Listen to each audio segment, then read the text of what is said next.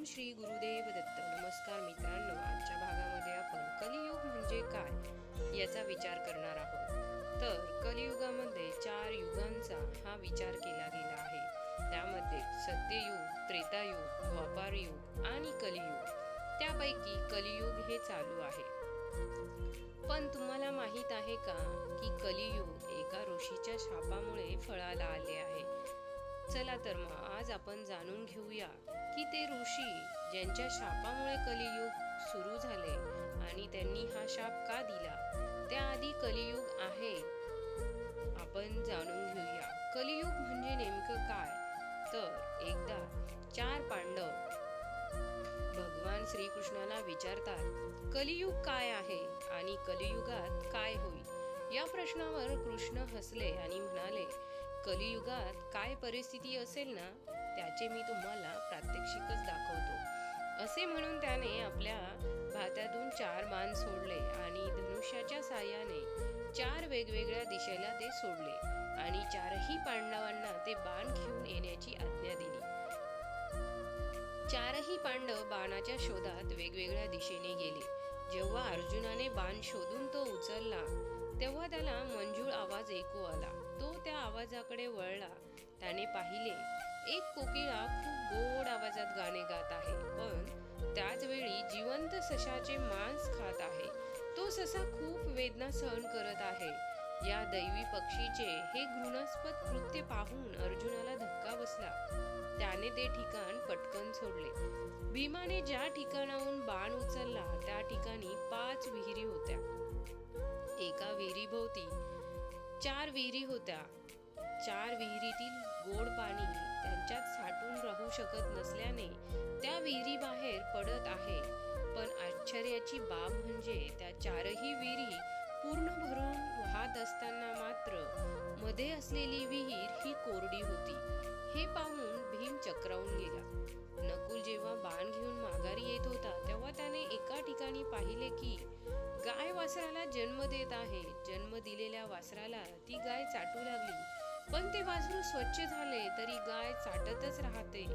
खूप मुश्किलीने लोक त्या वासराला गायीपासून वेगळं करू शकले. तेव्हा ते वासरू खूप जखमी झाले होते. हे पाहून नकुल गोंधळून गेला. सहदेवाने एका डोंगराजवळून बाण उचलला आणि पाहिले एक मोडलेली शिळा खाली कोसळत आहे. ती शिळा खाली येताना वाटेमध्ये येणाऱ्या मोठमोठ्या झाडांचा दगडांचा चुरडा करत होती, पण ती शिळा एका लहान रोपामुळे थांबली. यावेळी सहदेवही चकित झाला की या चौघांनी या सर्व घटनांचा अर्थ श्रीकृष्णाला विचारला. कलियुगात धर्मगुरूंचा आवाज खूप मधुर असेल आणि खूप ज्ञानही असेल, पण ते साधकांचे शोषण करतील, जसं कोकिळा त्या सशाचे करत होती.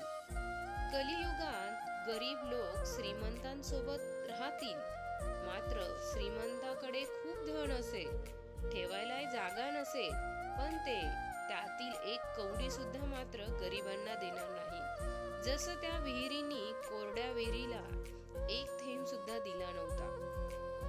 कलियुगात पालक मुलांवर एवढं प्रेम करतील की त्या प्रेमाने मुलं बिघडतील आणि त्यांचे आयुष्य उद्ध्वस्त होईल. जसं त्या गायीचं प्रेम वासराला त्रासदायक ठरले.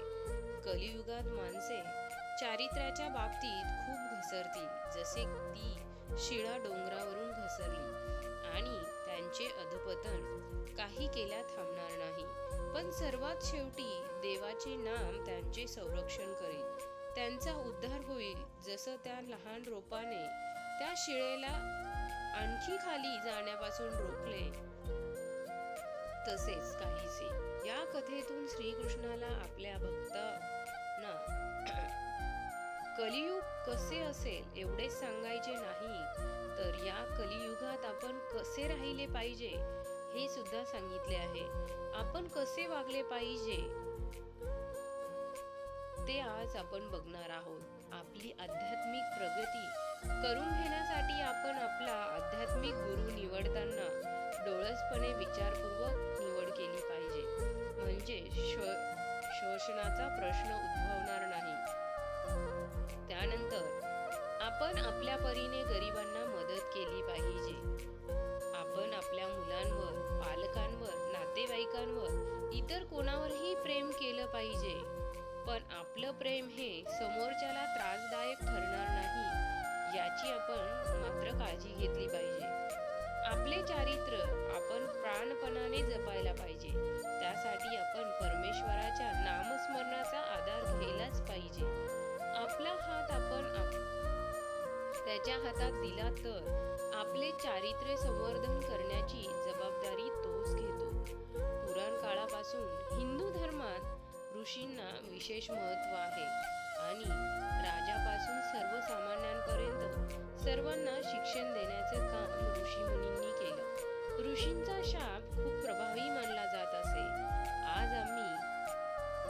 आज आपण तुम्हाला शृंगी ऋषींनी दिलेल्या शापाबद्दल सांगणार आहोत, ज्यामुळे कलियुगात यश आले. हा शाप राजा परीक्षित यांनी शृंगी ऋषींना दिला होता. या मागचे कारण आज आपण जाणून घेऊया. महाभारताच्या आदिपर्वाच्या 40व्या आणि 41व्या अध्यायात एक पौराणिक कथा आढळते. त्यानुसार द्वापार युगात परीक्षित नावाचा एक राजा होता. तो अत्यंत न्यायप्रिय आणि प्रजेशी एकनिष्ठ असा होता. राजा परीक्षित हा धनुर्धारी अर्जुनाचा नातू आणि शूर अभिमन्यूचा मुलगा होता. तो एकदा जंगलात शिकार करायला गेला होता.